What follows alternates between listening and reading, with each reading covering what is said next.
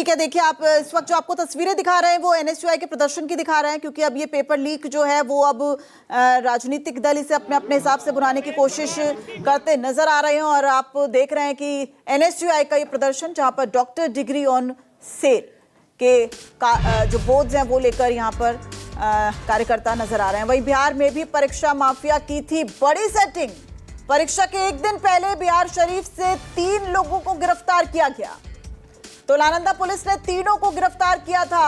अब बिहार कनेक्शन भी इस बाबत सामने आ गया है। देखिए, सॉल्वर गैंग से जुड़े थे तीनों आरोपी। अभी तक राजस्थान से तार जुड़े नजर आ रहे थे, केरल से तार जुड़े नजर आ रहे थे, लेकिन बिहार में भी परीक्षा माफिया की बड़ी सेटिंग थी।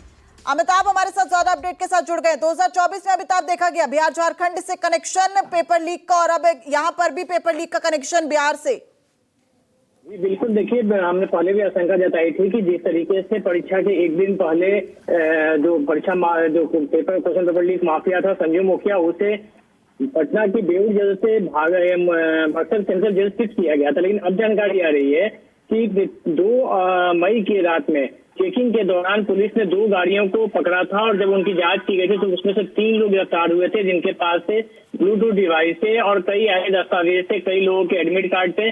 और पता चला कि इनमें एक MBBS का डॉक्टर भी था जिसका नाम अवधेश कुमार था, और वो विंड मेडिकल यूनिवर्सिटी का स्टूडेंट था। उसके पास से पुलिस ने करीब जो बरामदगी की थी उसकी निशानदेही के आधार पर मुजफ्फरपुर में फिर 4 लोग गिरफ्तार किया गया था, जिनके पास से करीब 4 लोग गिरफ्तार, जिनके एक डॉक्टर का बेटा भी था। पता चला कि 60 लाख रुपए प्रति स्टूडेंट लेकर ये उनमें सॉल्वर को बैठाते थे और उसके बाद करते थे। तो सॉल्वर गैंग की इन्वॉल्वमेंट यह साफ दर्शाती है कि पहले से क्वेश्चन पेपर उनके पास मौजूद था और तभी सॉल्वर गैंग भी पूरे मामले में एक्टिवेट हुआ था। तो ये साफ तौर पे अब बिहार से इसका लिंक जुड़ते हुए आ रहा है। हालांकि पुलिस अभी जांच कर रही है और इससे पहले शुरुआत में सामान्य घटना मानी गई थी, लेकिन अब जब ये पूरा मामला सामने आया है उसके बाद ये पता चला कि इसके पीछे कितना बड़ा रैकेट था और ये लोग इसके सॉल्वर गैंग से जुड़े हुए लोग थे। संजीव मुखिया भी नालंदा का ही रहने वाला था, उसके जो 2 कई गिरोह के सदस्य जो है नालंदा के रहने वाले थे। और ऐसे में अब ये सवाल उठता है कहीं एक बार फिर संजीव मुखिया का जो गिरोह था वो फिर से एक्टिव तो नहीं रहा था। इस एग्जाम में के दौरान भी तो पूरा एक्टिव तो नहीं था। इस बात की जो आशंका है वो अब सामने आ रही है, और अब इस मामले को लेकर जो जांच है वो भी बढ़ाई जाएगी, क्योंकि पहले से पुलिस इसे सामान्य घटना देख रही थी। लेकिन जिस तरीके से